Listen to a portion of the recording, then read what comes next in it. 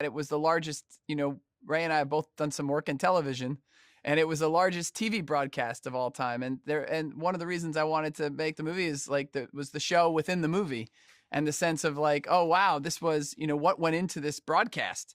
And I do think we're both probably familiar about like the insanity and the artistry that kind of goes into, doing television, or doing production is not dissimilar to the kind of, insanity of that moment, I think.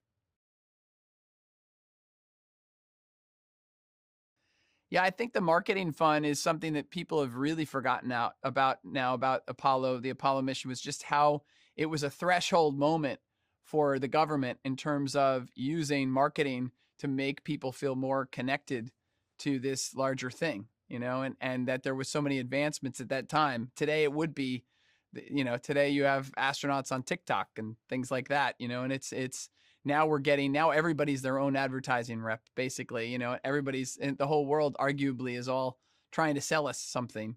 And it was nice to, I can see the value in people wanting to make a lot of period movies, because you get to go back to a time where none of that stuff exists, and you get to just like do scenes without phones and scenes without things like that. That's very joyful.